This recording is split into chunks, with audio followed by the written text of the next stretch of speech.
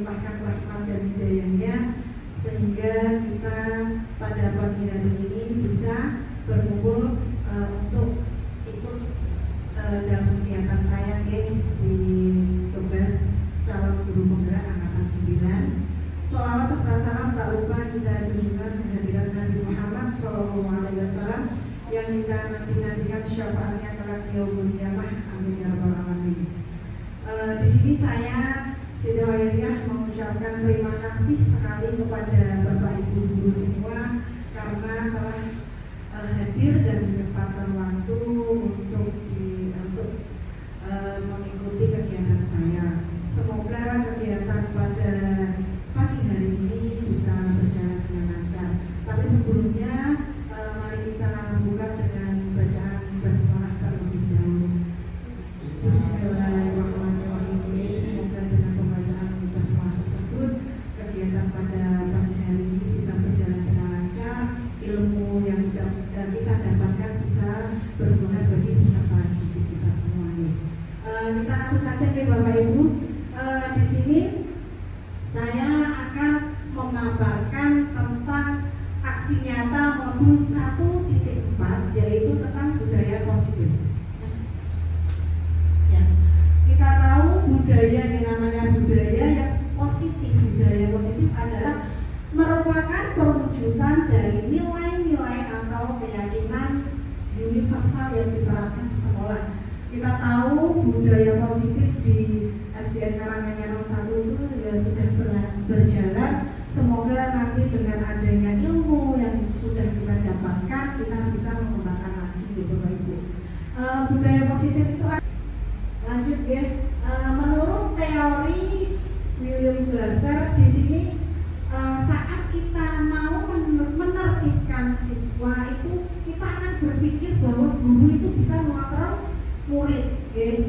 Terus semua penguatan positif itu efektif dan bermanfaat.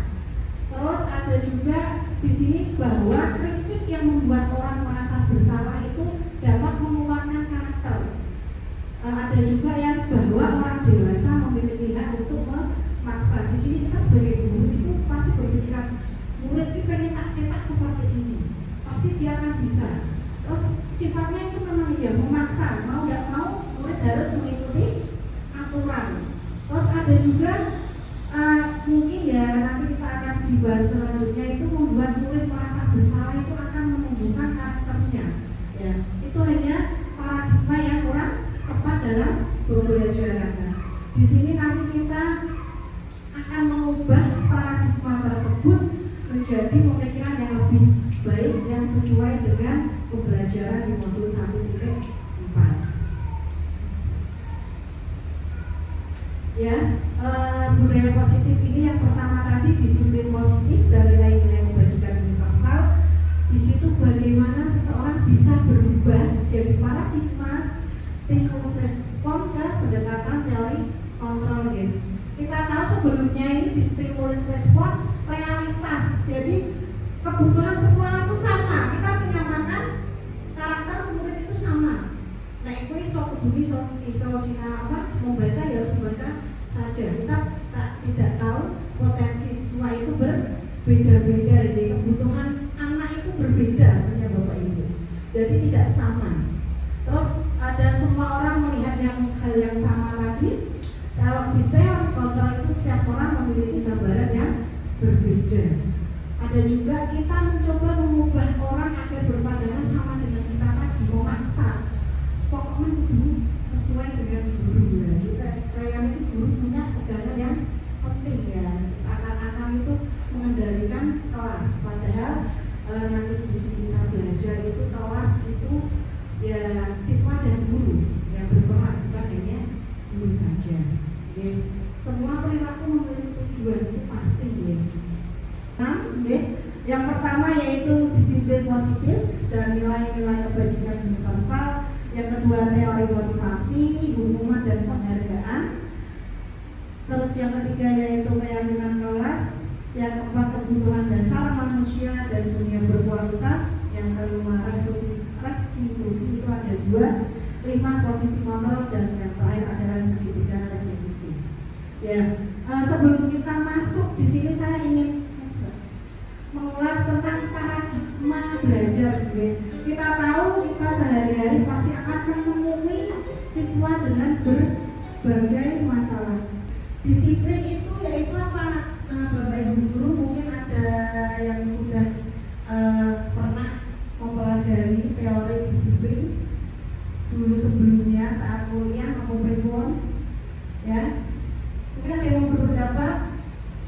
Jelas aja ya, oke. Seseorang yang memiliki disiplin diri itu berarti mereka bisa bertanggung jawab terhadap apa yang dilakukannya karena mereka berdasarkan tindakan mereka pada nilai-nilai kebajikan universal. Dalam hal ini, Hajar Dewantara mengatakan pertanggungjawaban itu selalu menjadi sisihannya hak atau kewajiban dari seseorang yang pegang kekuasaan atau pimpinan dalam umumnya. Artinya tidak lain adalah orang tadi harus mempertanggungjawabkan dirinya serta tertib lakunya dari segala hak dan kewajiban. Ya. Jadi kita tahu punya hak dan kewajiban itu bukan hanya untuk dirinya, tapi dia harus mempunyai kewajiban terhadap lingkungan sekitar. Di sini ya, makna nilai kebajikan apa itu nilai kebajikan? Nilai kebajikan adalah sifat-sifat positif manusia yang merupakan tujuan mulia yang ingin dicapai setiap individu. Seperti yang dikemukakan oleh William Glasser tadi pada teori kontrol mengatakan bahwa setiap perbuatan memiliki suatu tujuan, itu pasti. Perbuatan positif pengennya yaitu kita menjadi orang yang lebih baik. Begitu pula dengan perbuatan negatif. Kalau kita tidak tertib, pasti kita akan mendapatkan akibatnya. Tujuannya itu berupa akibat. Terus ini juga ada yang mengatakan Diana Gosan mengemukakan bahwa dengan mengaitkan nilai-nilai kebajikan yang juga dia ingin seseorang, maka motivasi intrinsiknya akan terbangun. Apa itu motivasi intrinsik? Itu adalah apa? Nah, Bapak Ibu mungkin ada yang sudah paham. Berarti ada yang pada diri kita. Kalau orang sudah sadar ingin mau berbuat baik pada dirinya, otomatis dia akan punya rasa tanggung jawab itu lebih. Bukan hanya aku pengen tanggung jawab, aku pengen ketok api disanjung. Aku punya tanggung jawab berperilaku baik biar dapat nilai bagus dari guru. Ada seperti itu anak-anak. Tapi kalau kita sudah bisa menumbuhkan motivasi intrinsik pada diri anak ada guru, ada di masyarakat dimanapun dia sudah menjadi karakter yang hebat itu. Nah, di sini ada 3 motivasi perilaku manusia. Yang pertama untuk menghindari ketidaknyamanan atau hukuman. Nah, itu banyak sekali peserta didik kita itu aku pengen tertib yo, benapa dihukum Terus buatan Bapak Ibu. Iya. Nah, terus yang kedua untuk mendapatkan imbalan lagi atau penghargaan dari orang lain. Benapa ini dapat hadiah. Kadang kan kita memang mengasihkan ribet ya, biar memotivasi. Nah, ini kadang dijadikan anak itu dalam dirinya itu dia belum benar-benar sadar. Terus untuk apa? Untuk menjadi orang yang mereka inginkan dan menghargai diri sendiri dengan nilai-nilai yang mereka percaya. Ini yang menghargai diri sendiri itu penting. Kalau kita sudah bisa menghargai diri sendiri, otomatis kita akan bisa menghargai orang lain. Nah, di sini nanti kita akan belajar yang kedua yaitu budaya positif, hubungan, konsekuensi, dan restitusi. Nah, hukuman itu apa? Konsekuensi itu apa? Restitusi itu apa? Mungkin secara umum Bapak Ibu mungkin ada yang mau berpendapat hukuman itu apa, Mbak? Iya, kalau menurut saya itu hukuman adalah sebuah tindakan yang akan menjadikan siswa agar tidak berbuat yang tidak baik begitu. Ya siswanya sadar akan kesalahannya dan tidak mengulangi lagi. Hukuman itu yang memberikan adalah guru. Ya, siswa hanya mendapatkan akibatnya. Aku nek ora tertib ya aku dihukum. Tapi apakah dengan hukuman itu siswa muncul nilai intrinsiknya tadi? Nah, ya. Hukuman itu bersifat terencana atau tiba-tiba anak atau murid tidak tahu apa yang terjadi. Kadang rakam ya Bapak Ibu, kita benar-benar tidak nyadar melakukan kesalahan, ternyata kita salah, terus dapat hukuman. Di sini guru yang memberikan, murid yang menerima tanpa adanya kesepakatan. Intinya nek kowe telat kowe tak komputer lapangan. Padahal belum tentu siswa itu setuju dengan hukuman itu. Nah ini hukuman itu seperti itu, yang memberikan guru, siswa hanya menerima saja. Nah, bisa berupa fisik maupun psikis. Fisik itu bisa kadang, maaf kalau kita sekarang tahu guru ada yang jewer, mungkin refleks ceplak, terus ada. Nah itu kalau psikis ini lebih parah Bapak Ibu, dia akan kena pemikirannya, bisa jadi nanti mentalnya itu down. Nah ini hati-hati ya. Kita semua saling belajar ya Bapak Ibu. Di sini saya tidak ada yang hebat, di sini kita semua hebat, saling belajar ya, saling sharing. Nah, beda dengan hukuman, beda dengan konsekuensi. Nah, kalau konsekuensi itu apa? Nah, ini yang membedakan. Konsekuensi itu sudah terencana dan sudah disepakati, sudah dibahas dan disetujui oleh murid dan guru. Umumnya betul-betul konsekuensi dibuat oleh pihak guru atau sekolah. Murid sudah mengetahui sebelumnya. Biasanya, ayo Cak, kita buat konsekuensi kelas. Mungkin ayo ada yang tidak mengerjakan tugas. Kira-kira apa yang kalian mau bertanggung jawab seperti apa gitu kan? Dan dulu kita punya pandangan seperti ini. Itu masalahnya itu sebenarnya buat bodoh-bodoh gawe doa ayo bodoh melaksanakan gitu. Ya, nah di sini pada konsekuensi murid tetap dibuat tidak nyaman untuk jangka waktu pendek. Konsekuensinya biasanya diberikan berdasarkan suatu data yang umumnya dapat diukur. Nah, nek bocah sing ora tahu garap tugas itu kesiksa. Ya, itu kadang kita langsung ngejat gitu. Terus kadang ada juga, oh bocah nek sing ora dengar ini berarti ya kurang cara pikirnya. Kadang yang salah itu kadang, maaf kita sebagai guru, oh mungkin metodenya tidak tepat dengan yang diberikan murid-murid suka dengan cara belajar mendengarkan kita senangnya ceramah kasihnya gambar. Kadang orang yang senang gambar kayaknya ngomong, belum tentu itu sama. Akhirnya kita menjadi cerita dengan beda nanti kurang. Ini alias tidak bisa mengikuti dengan ini. Beda dengan restitusi tadi ya, Bapak Ibu guru, di sini lebih tepat. Di sini restitusi itu menciptakan kondisi bagi murid untuk memperbaiki kesalahannya. Di sini setelah mereka itu paham konsekuensi yang sudah dibuat tadi, mereka itu diharapkan mampu bisa menjadi pribadi yang bisa memecahkan masalahnya dalam kehidupan sehari-hari. Nah, kira-kira aku nak mendengarkan betul-betul ya, mungkin bisa mendatangi gurunya. Maaf Bu, saya harus bagaimana? Oh dia tidak bisa berteman, apa mungkin dia yang pendiam atau dia yang tidak bisa ini. Kita tahu murid tiap hari mempunyai masalah yang berbeda-beda gitu. Oh mungkin saya harus bagaimana? Nah, dari budaya disiplin positif tadi, kita juga ada yang namanya kebutuhan dasar manusia. Jenenge untuk dasar otomatis itu yang paling bawah. Kita tahu tidak mungkin kita mau memungkiri ya. Aku ini nak dianggap tidak gitu. Jadi ada 5 kebutuhan dasar manusia yang pertama yaitu bertahan untuk hidup.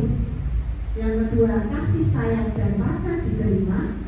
Terus yang ketiga kesenangan. yang keempat kebebasan, dan yang terakhir adalah penguasaan. Di sini dasar namanya manusia itu pasti pengen senang, belajar dengan happy ya, sesuai dengan apa yang mereka inginkan pembelajaran tadi.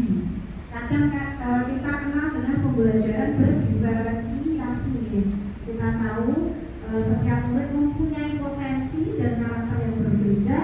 Di sini kita harus bukan tidak hanya merem dalam arti bocah ki padha nek kudune saya ceramah mesti sok apik. Belum tentu ya. Jadi mereka tuh pengen pembelajaran yang happy, yang tiap hari tidak membosankan. Di sini penguasaan. Ada juga dengan penguasaan, mereka pengen guru. Di sini menguasai materi-materi yang sudah diajarkan oleh guru sehingga mereka bisa menciptakan percaya diri. Di sini bebas. Kita bebas, sudah merdeka kok masuk tidak bebas. Tidak bebasnya seperti apa? Nah, seperti apanya ini maksudnya mereka itu tidak bisa apa yang namanya bebas untuk memunculkan kreativitas. Kadang anak-anak pengen benar-benar kadang kita gambar temanya sekolahan, merah sekolahan itu. Nah, kadang kita seperti itu terus buatan. Nah, jenisnya bocah pengen bebas, bukan bebas ya tanpa ada aturan. Di sini sebisa mungkin kita menciptakan pembelajaran yang anak-anak itu bisa mengeksplor sesuai dengan keinginan mereka langsung. Ya. Terus ada juga sebelumnya kasih sayang dan rasa diterima. Ini Bapak Ibu banyak sekali kita tahu guru di sini kadang mungkin karena muridnya oke, jarang untuk berkomunikasi di luar pembelajaran. Di sini saya sudah bukan menerapkan dirinya saya terus dari materi ini tuh jenenge bocah iki pengen disayang tuh bukan hanya nilainya bagus, bukan hanya dia pintar, tapi dia mungkin di rumah disayang itu benar-benar dia butuh perhatian. Kadang murid yang nilainya kurang itu di rumah kurang perhatian, harus bukan? Biasanya ya rata-rata anak seperti itu. Anak yang bandel itu biasanya pengen mencari perhatian dengan cara mungkin dia salah, dengan cara negatif. Nah, kita sebagai guru itu harus bisa mengarahkan dengan cara perhatiannya dengan positif lagi. Nah, ditanya dengan mungkin sudah sering menghadapi seperti itu. Rata-rata anak yang kurang itu dia memang membutuhkan kasih sayang dan masa diterima itu tadi. Mungkin aku kalau kok ya diterima orang cukup dengan kurang kurang itu kata dia deh. Terus mungkin aku asik teman-teman. Pengennya itu dia kayak anak kecil itu didengarkan, bukan hanya anak kecil mendengarkan orang dewasa terus lah itu. Kadang-kadang kita sharing di luar jam belajar istirahat, pulang sekolah gitu, kita lebih mengakrabkan. Tapi satu harus tahu batasan dulu itu. Ada juga yang batasan dulu punya kontrolnya saya naik di luar. Kita harus pintar-pintar untuk mengarahkan murid itu tetap menjaga sopan santunnya, tapi dia itu bisa terbuka dalam arti permasalahannya. Kita tahu sekarang lingkungan sekitar itu apalagi gadget ya, kita tahu ngeklik mawon itu sudah hitungnya budaya yang negatif lah. Anak diem itu kadang malah pemikirannya sudah kemana-mana Bapak Ibu. Dia malah lebih frontal dalam arti di umurnya yang sekian itu dia sudah pemikirannya sudah orang yang lebih dewasa. Bapak Ibu masih semangat Bapak Ibu? Biar lebih semangat, ayo kalau kita SPG terlebih dahulu, monggo bisa minta untuk berdiri. Bisa berdiri Bapak Ibu. Di sini biar tidak bosan ya, kita tahu nek mendengarkan terus kok ya bosan tau buku. Kita SPG terlebih dahulu, simpel saja. Tahu lagu pada hari Minggu? Tahu. Kalau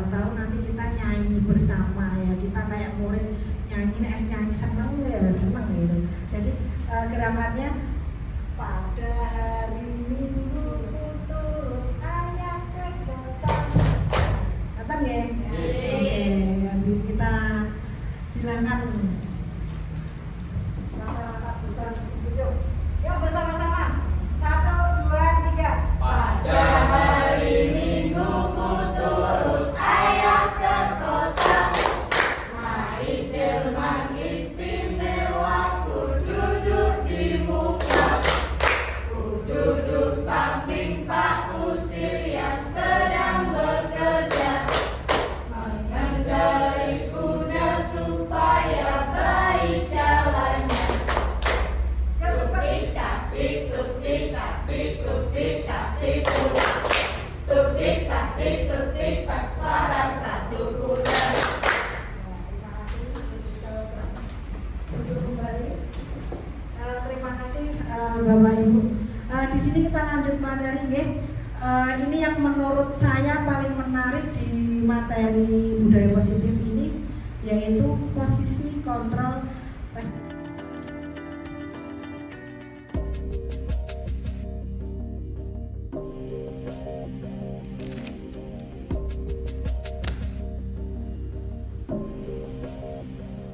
Naren! Sini kamu! Selamat pagi, Bu. Selalu terlambat. Kamu deh, pasti terlambat. Maaf, Bu. Saya... Apa? Apa coba? Alasan kamu apa lagi? Kapan sih kamu tidak terlambat? Malas sekali ya kamu jadi anak. Saya... Dasar pemalas. Gak kapok-kapok sih kamu. Sudah berapa kali terlambat? Sana, kamu keliling lapangan basket 2 kali. Kenapa saya harus keliling lapangan basket, Bu? Kenapa? Kamu mau lawan ibu? Berani-beraninya jawab. Sudah terlambat, masih berani jawab pula. Sekarang, keliling lapangan basket 5 kali sekalian. Biar kapok. Cepat, pergi sana ke lapangan basket. Posisi penghukum biasanya berbicara dengan nada tinggi, menghardik, menunjuk-nunjuk, menyakiti, dan menyindir. Hukuman bisa berupa fisik maupun psikis. Ibu dan bapak guru hebat. Dampak yang terjadi pada murid ketika guru berada pada posisi penghukum adalah murid cenderung akan memberontak, bahkan menyimpan dendam.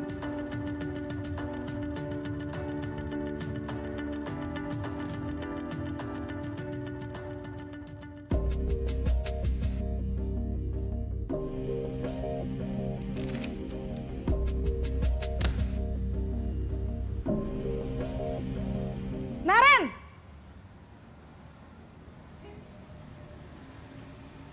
Selamat pagi, Bu. Naren. Kamu kenapa terlambat lagi, nak? Ya Tuhan, Naren. Kamu senang ya bikin ibu susah ya? Kalau kamu terlambat lagi, nanti ibu yang ditegur bapak kepala sekolah, nak. Disangka ibu tidak bisa membina kamu. Duh, gimana ini? Maaf, Bu. Duh, Gusti Naren. Kamu suka ya kalau ibu ditegur bapak kepala sekolah? Terus, sekarang ibu harus tulis apa ini di buku absen? Ini kamu sudah sering terlambat loh. Ibu harus apa coba? Maaf, Bu. Maaf sekali. Ya sudah, lain kali jangan bikin ibu susah lagi ya, nak ya. Ibu tidak akan kuat lagi kalau kamu begini terus.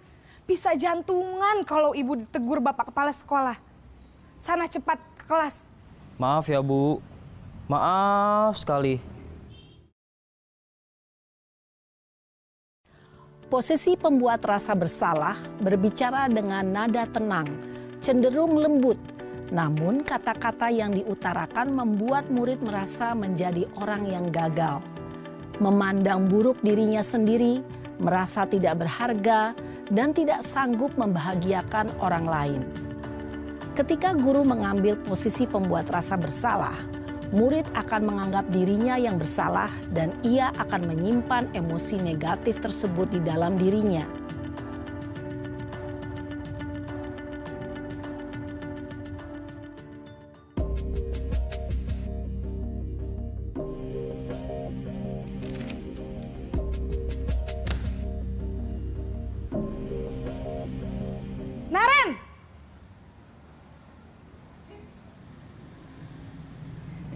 Selamat pagi, Bu.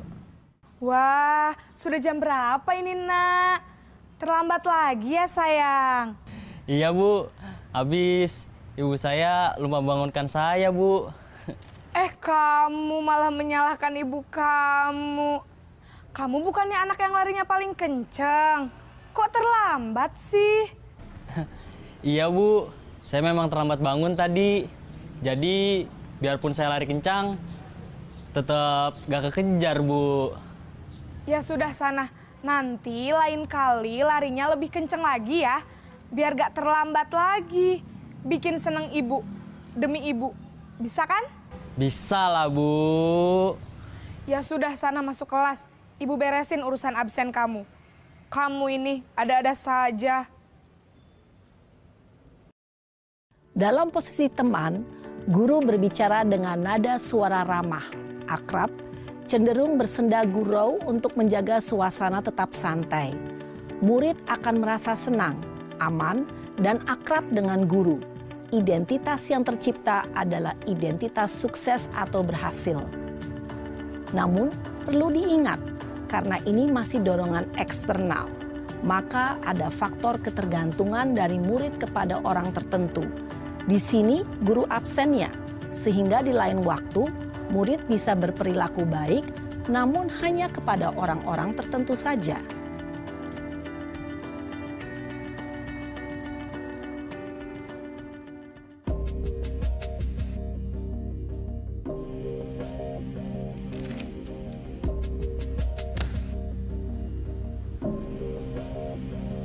Naren!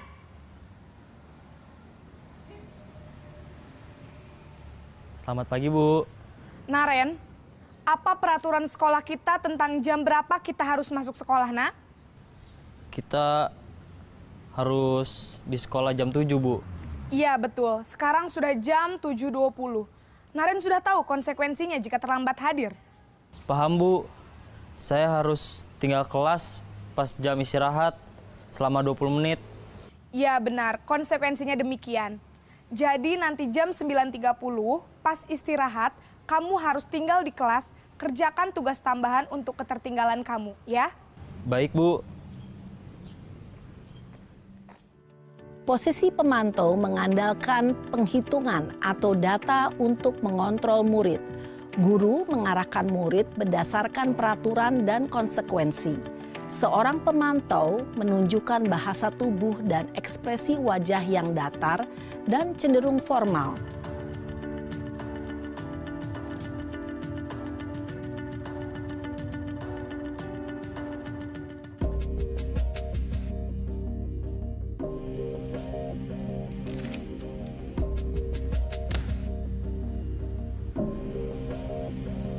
Naren!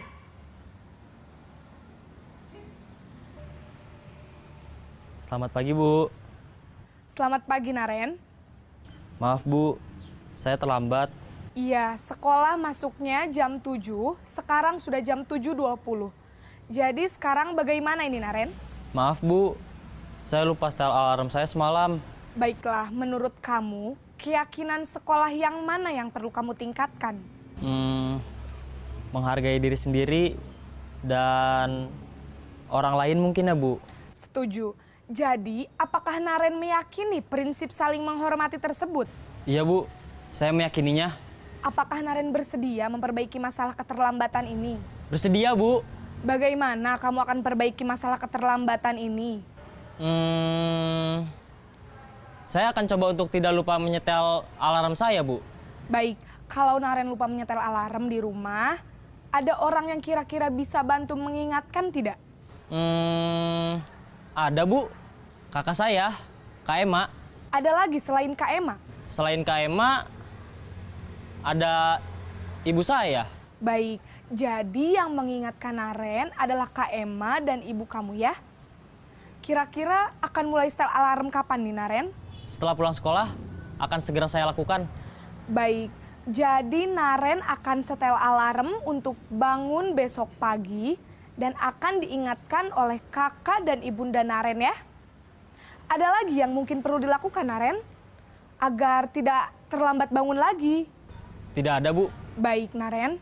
Terima kasih untuk kerjasama kamu. Sekarang kamu perlu kembali ke kelas untuk belajar. Baik Bu, terima kasih. Posisi manajer adalah posisi kontrol yang disarankan untuk membimbing murid memiliki sikap disiplin yang positif, yaitu murid yang mandiri, bertanggung jawab, dan dapat memecahkan masalah. Tujuan dari posisi ini adalah agar murid dapat berefleksi atas tindakannya. Guru akan dengan tulus memberikan pertanyaan-pertanyaan bermakna, sehingga membuat murid dapat belajar dari kesalahannya dan mencari sebuah solusi untuk menyelesaikannya. Ibu dan Bapak guru hebat, setelah mengamati adegan kelima posisi kontrol tadi, kira-kira posisi mana yang paling ideal? Posisi mana yang dapat menunjang motivasi intrinsik murid? Ya, tentu posisi manajer. Posisi ini memang posisi ideal yang ingin dituju setiap pendidik. Pada posisi inilah, guru dapat menerapkan disiplin positif yang berpihak pada murid, yang memerdekakan murid. Perjalanan seorang pendidik tentunya tidak mudah untuk sampai pada posisi seorang manajer. Namun, tujuan kita pasti, yaitu menciptakan murid-murid yang mandiri, merdeka, dan bertanggung jawab. Semoga penggambaran 5 posisi kontrol yang telah diperlihatkan ini dapat menjadi ajang refleksi bagi kita semua, agar dapat terus mengasah dan menerapkan disiplin positif yang memerdekakan murid. Saya akan jawab dengan hati yang sejujur-jujurnya. Kalau saya sebagai guru di sini selama mengajar sudah lebih dari 20 tahun, ini saya itu kadang-kadang saya juga sebagai manajer, kadang-kadang saya juga sebagai teman, kadang-kadang saya juga manusiawi, saya kadang-kadang juga penghukum. Karena apa?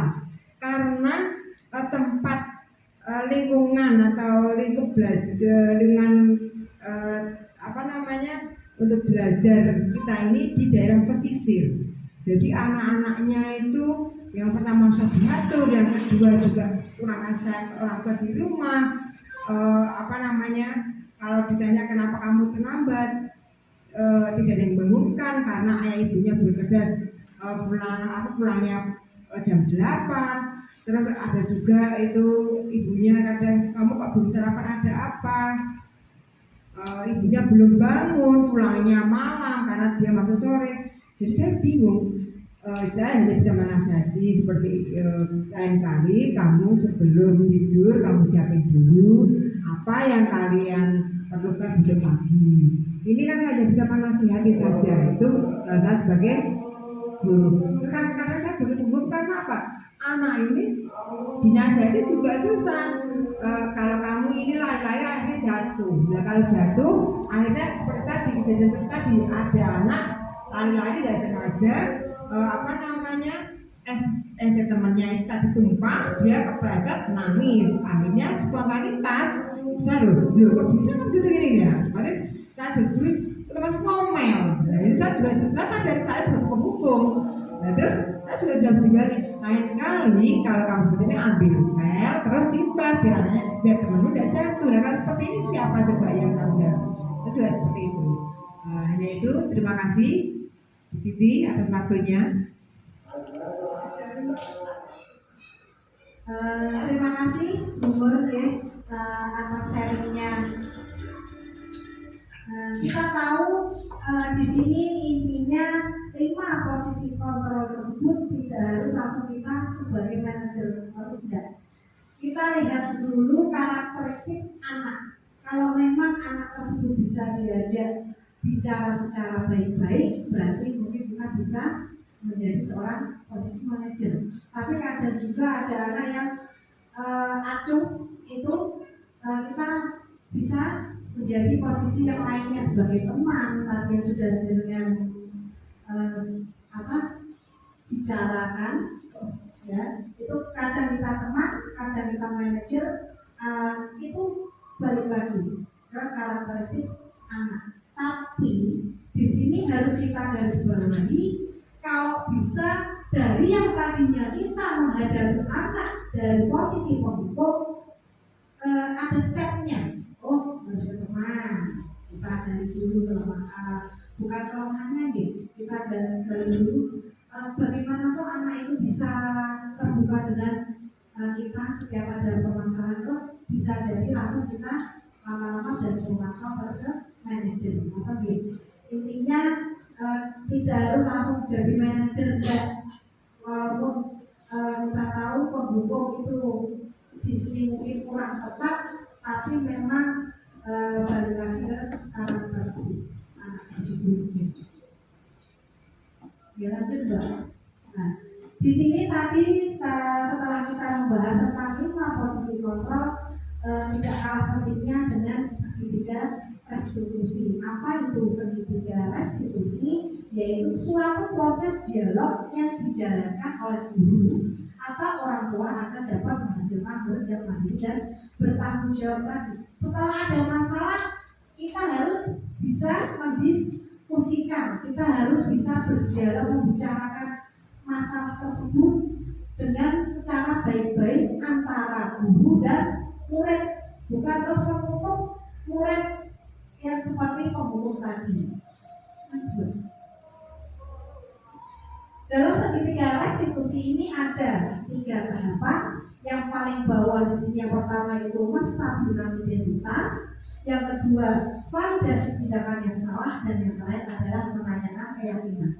Apa yang dimaksud dengan menstabilkan identitas? Di sini saat siswa itu salah, kita harus bisa menstabilkan mereka. Nggak terus langsung menghadir-hadir. Intinya di sini setiap orang pasti pernah melakukan kesalahan. Kalimatnya bisa seperti itu. Kamu bukan satu-satunya yang pernah melakukan ini. Berarti ini disabilitasi. Nah, baru kondisinya biar anak itu stabil, enak, terus bisa kita ajak ke langkah berikutnya. Validasi tindakan yang salah dengan cara seperti apa? Mungkin dengan kalimat kamu tentu punya alasan mengapa melakukan ini. Kayak tadi terlambat. Oke kok, terlambat pasti ada alasannya. Terus adakah cara yang lebih efektif untuk mendapatkan yang kamu butuhkan? Mungkin bagaimana terlambat, bagaimana sih apa yang tadi kamu butuhkan, bagaimana kamu menyikapinya. Di sini diharapkan saat anak salah itu kita tidak langsung salah iki, enggak. Mereka bisa introspeksi diri, salahmu tuh ini loh Bu. Jadi mereka sadar kesalahannya agar tidak mengulanginya lagi. Dengan anak sadar akan kesalahannya diri sendirinya, dia akan kita masukkan ke menanyakan keyakinan. Ya, nanti kita lebih bahas ada keyakinan kelas atau apa. Menanyakan keyakinan seperti apa? Keyakinan ini unsur intrinsik yang ada pada diri anak yang harus saya jalankan tadi, disiplin, menghargai waktu. Nah, kalau anak sudah tahu salah saya itu terlambat karena saya mungkin sering main game online malam, gitu. Terus apa yang harus saya lakukan untuk memecahkan masalah ini agar tidak terulang lagi? Nah ini anak itu harus disambungkan dengan keyakinannya. Oke, berarti kamu melanggar keyakinan apa? Kamu disiplin, tidak menghormati orang lain. Saat dunia mengarahkan dia masuk. Kalau itu sekali, 2 kali itu berarti kan mereka sudah rasa menghormatinya kurang. Bukan itu. Di sini sudah melanggar keyakinan. Terus ditanyakan kamu ini menjadi orang seperti apa? Lalu membagikan motivasi intrinsiknya akan kesalahan tadi. Nah, keyakinan kelas, apa itu keyakinan kelas?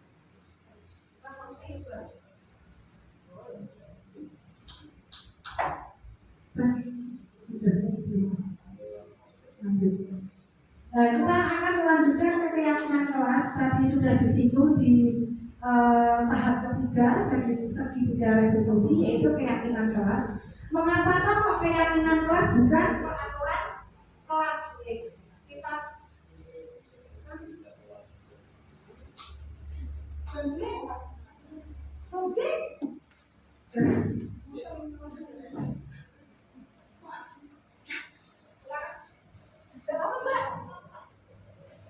Lanjut nih Bapak Bapak Ibu, mengapa keyakinan kelas bukan peraturan kelas?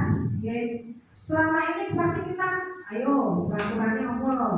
Bukan keyakinan. Dari belajar modul ini saya sekarang menjadi lebih tahu. Tidak hanya peraturan, tapi kita harus mempunyai keyakinan untuk menanamkan pada anak.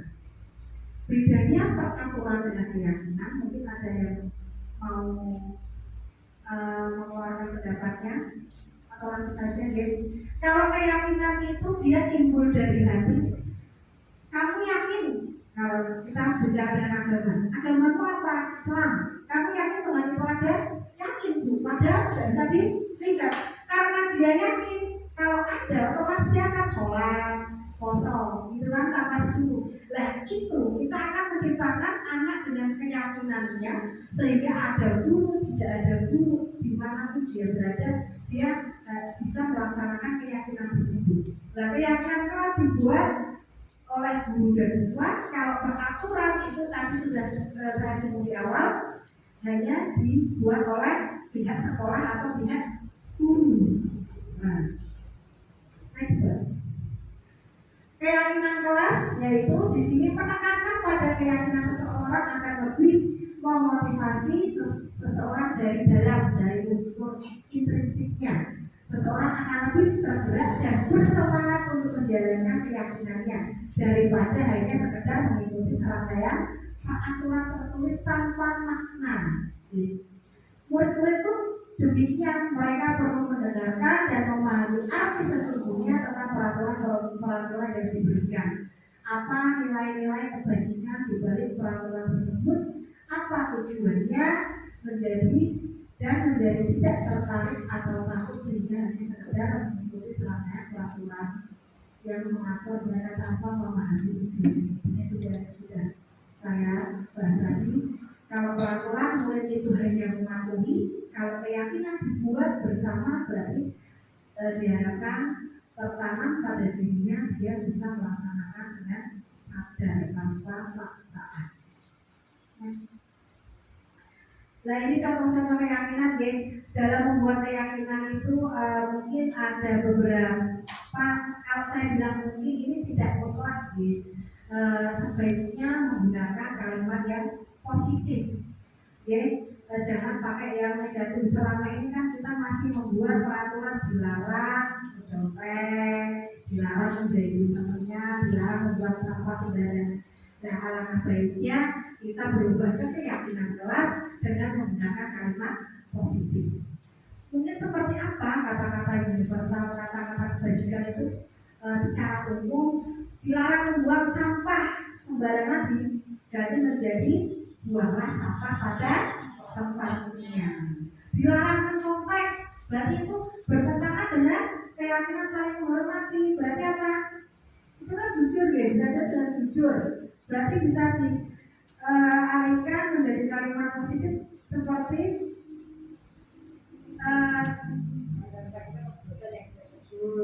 mencontek perbuatan yang tidak jujur. Berarti mungkin bisa dialihkan percaya pada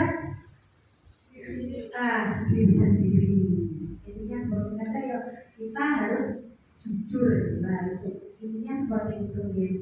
Harus berbalik. Jadi alangkah baiknya mulai sekarang jika kita membuat sebuah peraturan maupun keyakinan menggunakan kalimat yang positif dan universal, saling menghormati. Tidak boleh mengejek, tidak boleh mencontek, saling menghormati antar teman. Itu kan sudah banyak sekali. Jadi kita tidak boros kalimat atau tidak boros kata. Ibaratnya tidak usah banyak-banyak berapa poin, tapi itu dari satu poin itu bisa mencakup banyak aturan atau banyak keyakinan. Ya, terima kasih. Mungkin dari yang sudah saya sampaikan ada yang mau bertanya atau mau berbagi pengalaman. Mungkin jangan bertanya kok, kayaknya kalau bertanya itu saya jadi ya banyak. Monggo yang mau bertukar pengalaman tadi, umur punya pengalaman yang seperti apa? Terima kasih ya Bapak Ibu atas waktunya yang benar-benar di sini selalu bersemangat dan menginspirasi saya. Intinya di sini kita semua membutuhkan, saya doakan jika nanti jenengan juga mengikuti CGP, saya dan dari audien bisa saling berbagi informasi.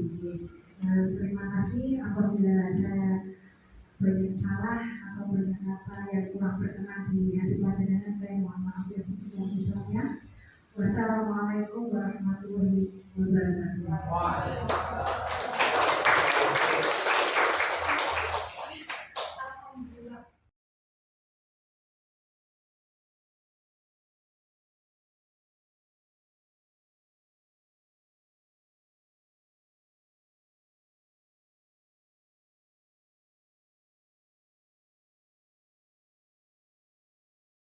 Assalamualaikum warahmatullahi wabarakatuh. Perkenalkan, saya Ibu Nuriati, mengajar di kelas 1 SDN Karanganyar 01. Peserta diseminasi budaya positif yang dibawakan oleh Ibu Siti Maria, calon guru penggerak Angkatan 9 Kota Semarang. Setelah mengikuti diseminasi, banyak sekali ilmu yang saya dapatkan, saya peroleh yang bermanfaat bagi siswa-siswi kami.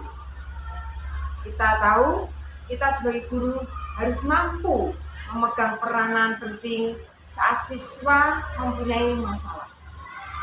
Masalah siswa ini banyak sekali, seperti masalah belajar, masalah dengan siswa atau teman yang lain, masalah dengan keluarga. Kita harus bisa memecahkannya.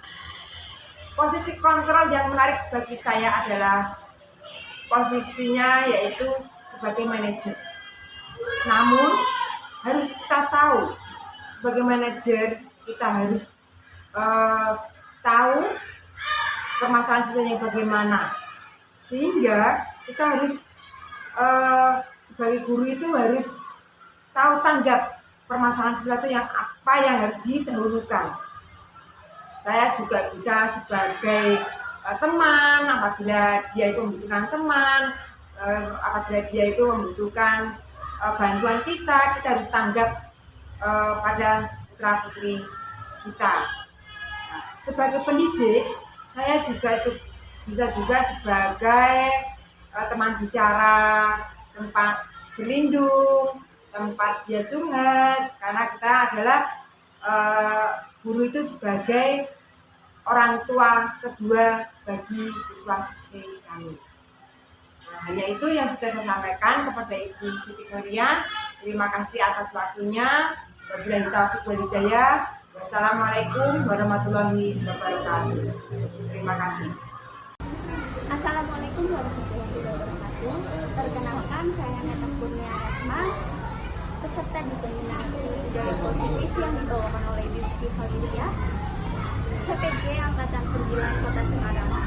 Jadi setelah mengikuti diseminasi tersebut, banyak sekali ilmu yang bisa saya dapatkan, terutama itu mengenai bagaimana cara guru dalam menghadapi permasalahan siswa yang berbeda-beda. Materi yang paling menyenangkan itu menurut saya saat kita membahas mengenai penerapan segitiga restitusi. Di situ saya mendapat ilmu bagaimana cara untuk menyikapi permasalahan siswa dengan cara yang tepat, sehingga siswa menjadi lebih baik ke depannya dan mampu untuk mencari solusi yang dihadapinya. Sekian, wassalamualaikum warahmatullahi wabarakatuh. Assalamualaikum warahmatullahi wabarakatuh. Perkenalkan, nama saya Joko Didi sebagai peserta diseminasi budaya positif yang dibawakan oleh Siti Coria CGP Angkatan 9 Kota Semarang. Setelah saya mengikuti diseminasi, banyak hal yang saya dapat sebagai guru mengenai permasalahan terhadap siswa-siswi kami, terutama mengenai posisi kontrol. Ya, dan saya bercenderung dengan memilih manajer. Kenapa? Karena dengan manajer siswa dapat mengetahui permasalahan yang mereka hadapi. Itu mungkin menurut saya. Wassalamualaikum warahmatullahi wabarakatuh.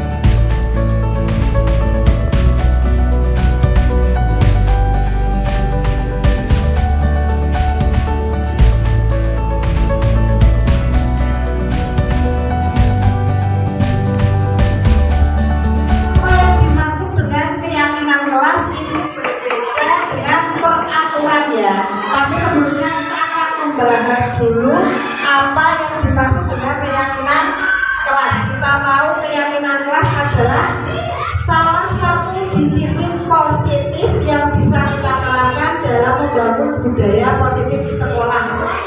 Seseorang akan lebih tergerak dan bersemangat untuk menjalankan keyakinannya daripada hanya sekedar mengikuti serangkaian peraturan tertulis tanpa makna.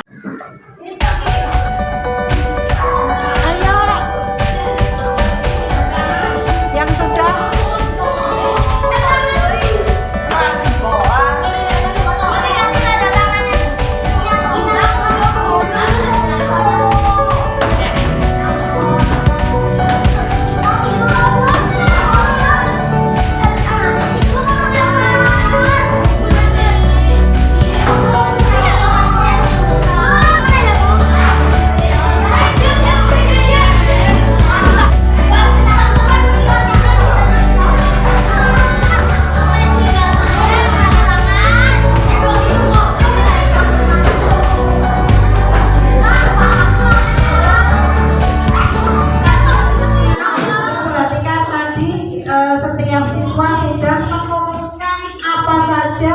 keyakinan yang ingin kita buat di dalam kelas 5A.